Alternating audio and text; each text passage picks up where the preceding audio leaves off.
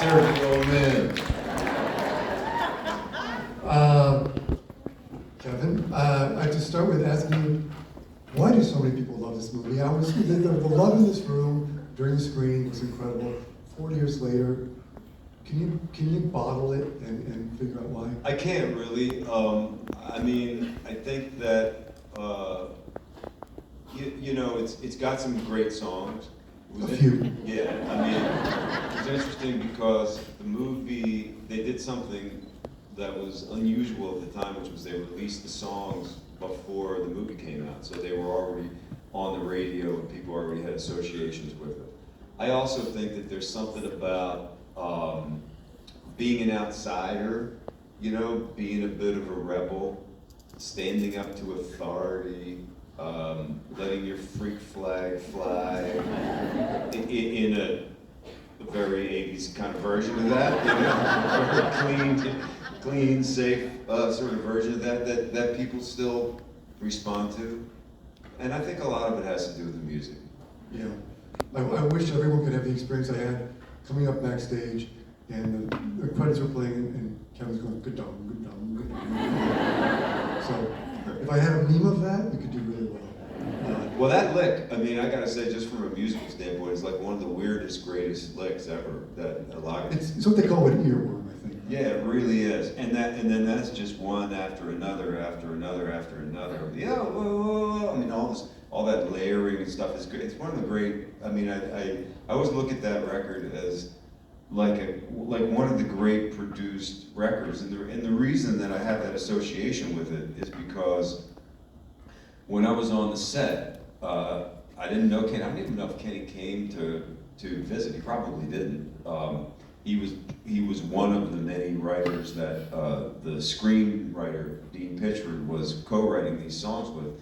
And I remember Dean coming to me and saying, "Hey, I got the demo of the song Footloose, because when we shot the movie, we didn't have any of the songs, so we were dancing to other songs that had the same beats per minute, the same BPM, and so that the movement that we would have would be, you know, similar to what the record was going to end up being." And he played me this demo, which was, and if you can just try to imagine just an acoustic guitar, and Kenny Loggins going, "Jack, get back, come on before we crack." I mean, it was very, you know, it's very simple, you know, in a lot of ways. And cool and hooky and catchy, but then to hear the production of it, where it went, you know, it was just like amazing to me.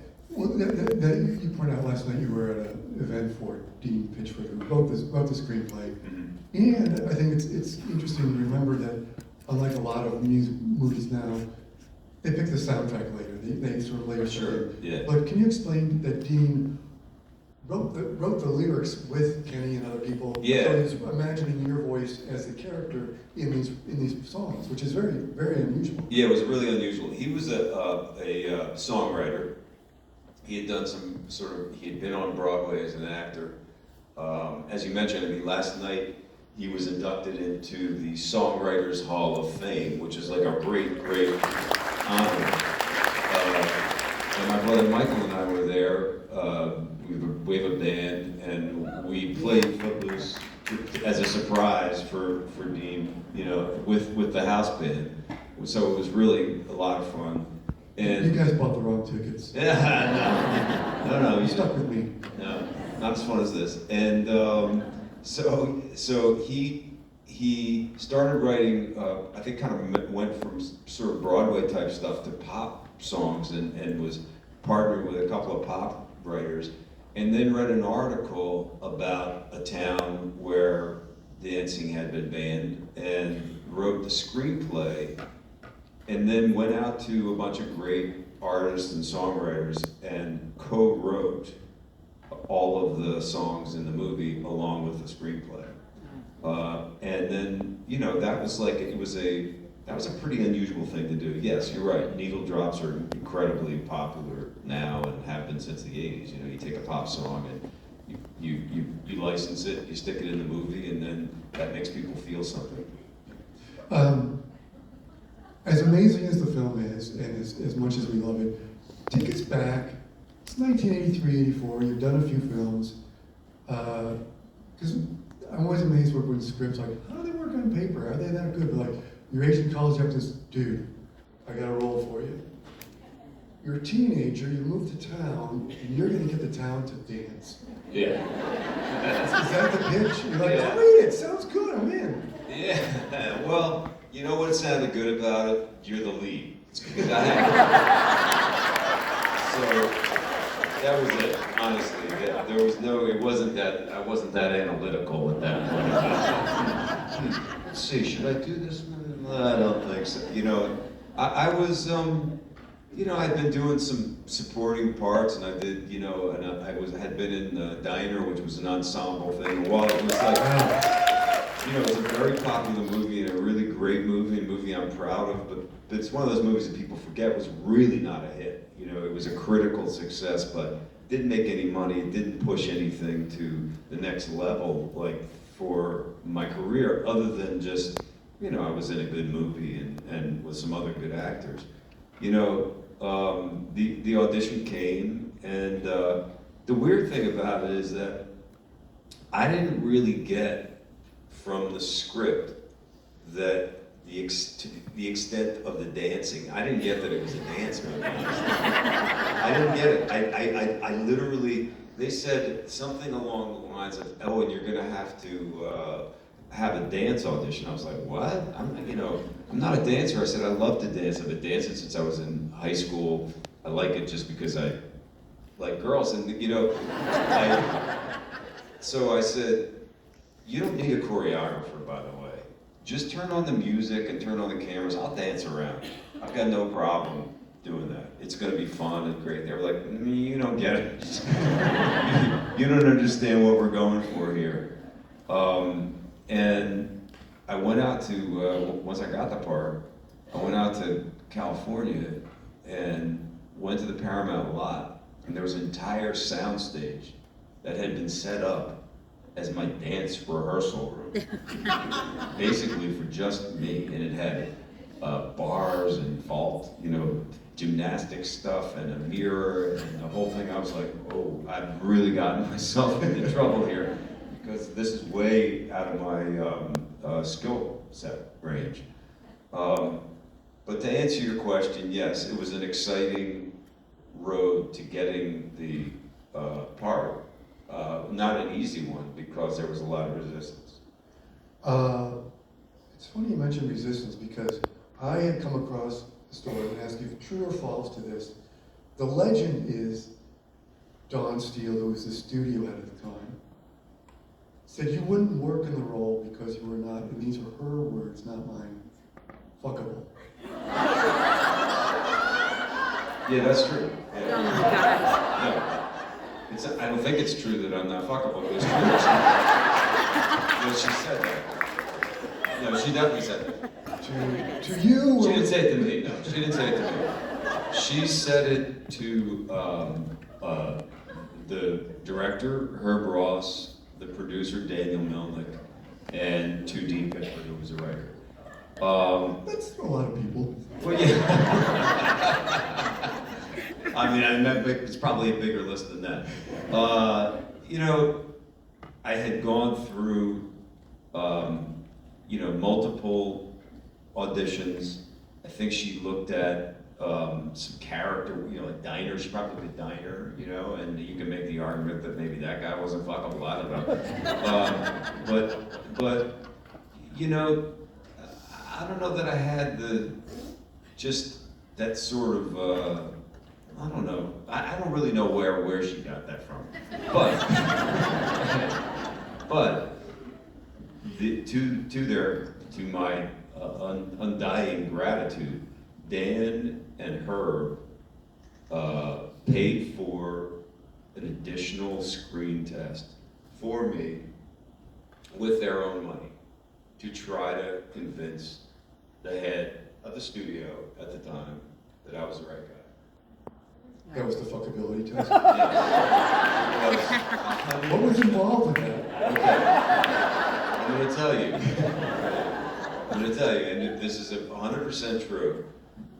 The first thing that happened was I was doing a play on Broadway, I went to, they brought me to this hotel room and they cut my hair.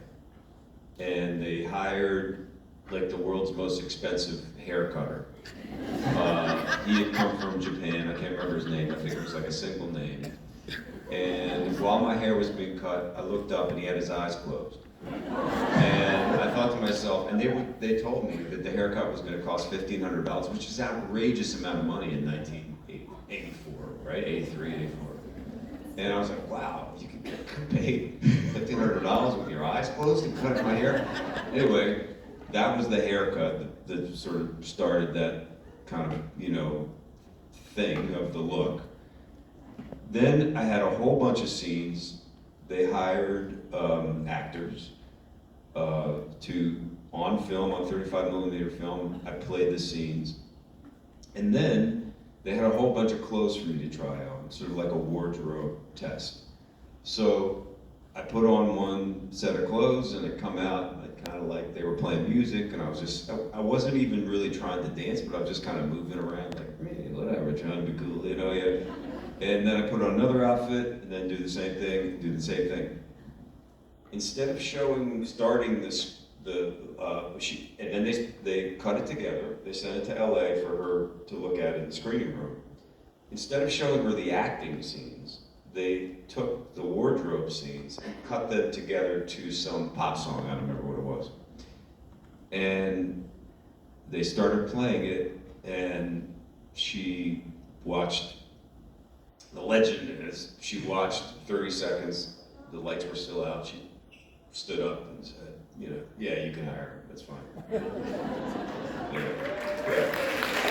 So, I mean, I kind of get it, because, you know, there is something sometimes if you're trying to cast something where you're looking for, I don't know, some secret X factor, yeah. Well, I would say sitting here in the screening, and I would throw it to the audience here, but I think, you know, when you go to pick her up for the date, yeah, just the chemistry between the two of you then at the doorstep.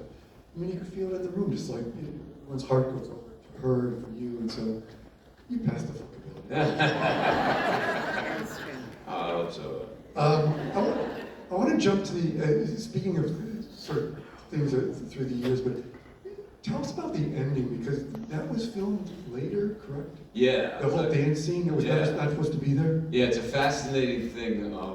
I hope that there's filmmakers, aspiring filmmakers, or actors, or people in the world of creating films and television here. I've been through a few projects where you've had to go back and reshoot things, reimagine stuff, and it's never a good feeling, because the feeling is always, I really wish we had gotten this right the first time. And once you wrap, you know, your mind moves on. I move on to other parts. I'm no longer in this character's head. I'm living in a different place. My look has changed. Everything is different, you know.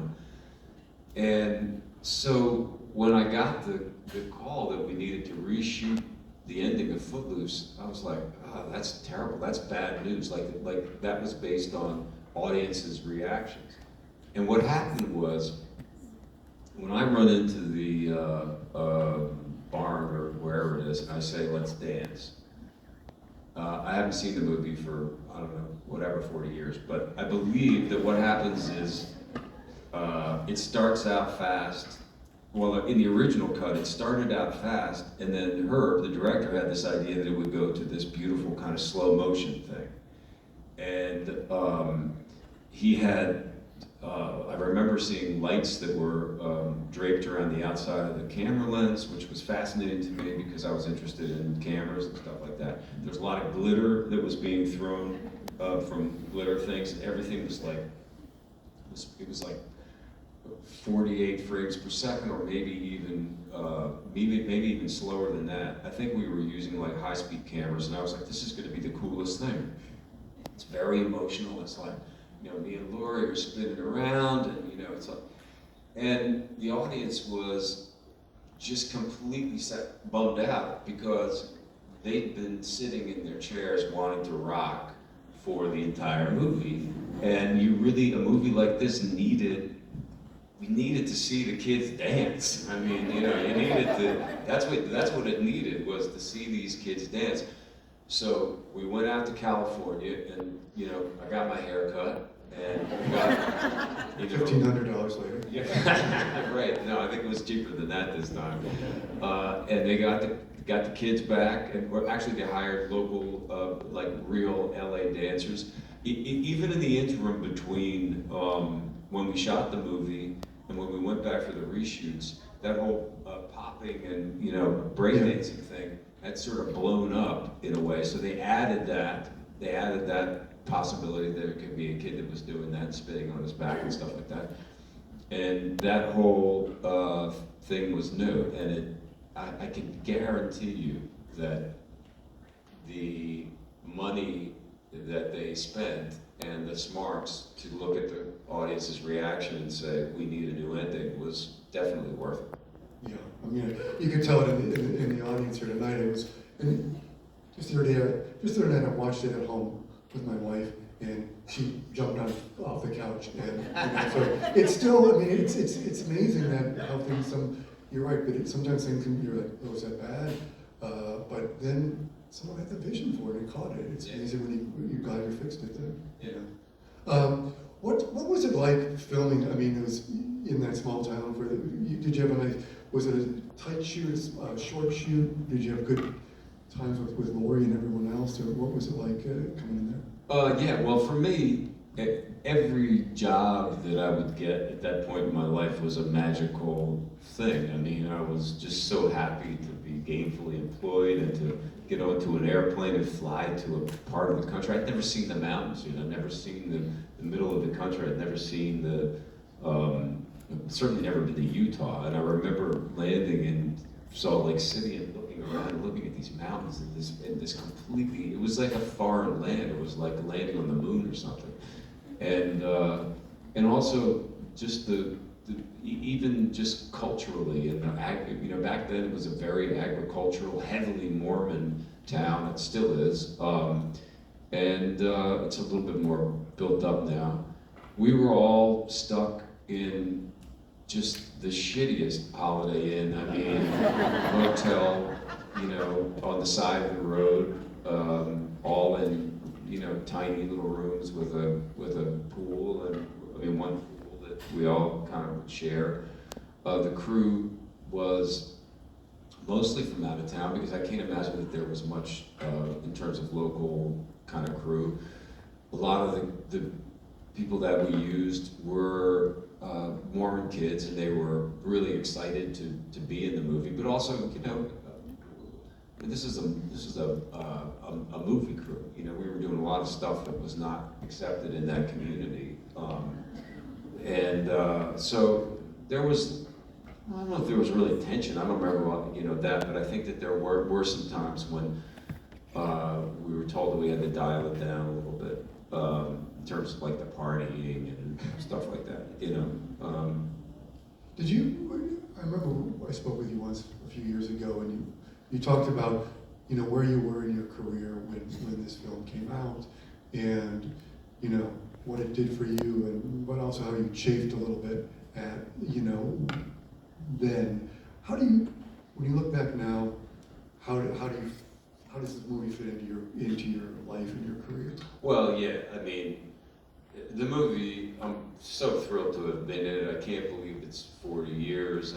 There's no part of me that feels anymore like, oh God, Footloose. I mean, there was a time when it came out where, just kind of to backtrack, I've said this before, but I was such a New York actor, and so defining myself by that idea of whatever that would be, and it was so important to me to be considered a serious actor as opposed to a pop star, which is kind of ironic, since when I started out, all I wanted to be was a pop star. Like when I packed my suitcase from Philly and came up to New York, I was like, I want to be, in the Monkees. You know what I mean? Like, I want to be David Cassidy or Bobby Sherman or there's people that you don't even know. But that's and then I got into the New York theater world, and my whole focus changed. Then I wanted to be Meryl Streep, I wanted to be De Niro, I wanted to be Pacino, Duvall, and etc. John Voight, and then I was a pop star, and so it didn't. That in combination with nobody can really explain to you what being super famous overnight is like. I mean, it's it's just a thing that you just have to. There's no way to understand it unless you kind of go through it.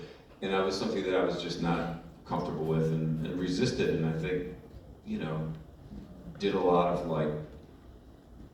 I could have probably, in retrospect, embraced the movie a little bit more than I did, but I was a little bit resistant to do that. Of course, now time has, given me a lot of perspective, both on the industry and also just on kind of giving myself a break about it. And I did my best. Yeah, I think you did more than your best.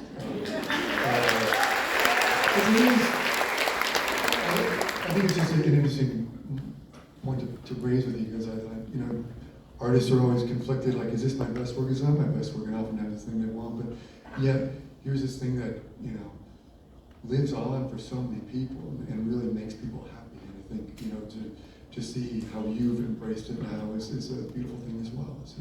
Yeah, listen, I like things that make people happy. I think that there's you put your finger on it. There's a lot to be said for that. If you could do something that's going to give people pleasure and happiness and make them rock out. I mean, even with the song, I have a band, and we're like a singer-songwriter band. We write all of our songs, all of our music. We're like kind of serious, like with the stuff that we do. But we always play the song, because from the first time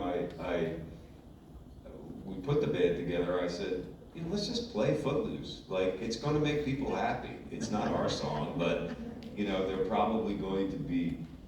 It would be fun. We've already made them sit through an entire show of our song.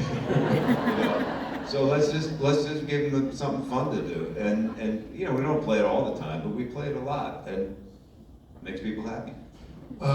Back to the test screening, reattaching or refilming the ending. Was there anything that was cut from the film that you? Yeah, good question. I don't know the answer to that. Like, I've never seen like a director's cut available or anything. I really don't remember. I don't know. I can tell you though that many years ago there was a DVD extra that came out, and on the DVD extra they'd gone into the Paramount vault and found my screen test, and I watched it. I didn't watch the movie, but I watched my screen test, and I was so knocked out by seeing like that person. There's something about the audition that I could really see the younger version of me. Like if I look at a movie that I was in many years ago, I don't really see a younger version of me. It's the character that I was playing. You know what I mean? If you have a home video, then maybe that's a little closer to like who you are. But this screen test had something about it that would just, I literally never done this before. I put it on pause, I went into the bathroom, and I looked at myself and I went, is that the same guy? Like, are you the same guy as that guy over there? It was very weird. It was like a real trippy kind of experience. It sounds powerful, because I think it sounds to me as though you were seeing maybe that, you're right, this was your first leading man role, and it was, you had that moment you know you're still young and yearning and hoping to get that moment. I was hungry. That's what I saw. Yeah. I saw like a kind of like like a hunger that was striking to me. Yeah. That I don't think I've ever had. Maybe I still do, but I don't know. Not to that level. Like the desperation to like get this gig. Yeah. And that's something that I'm sure there's actors here that we go through. Yeah. Well, we're thrilled you did get the gig. And we want to thank you for everything you did, and let's hear it for the boy. Thank you.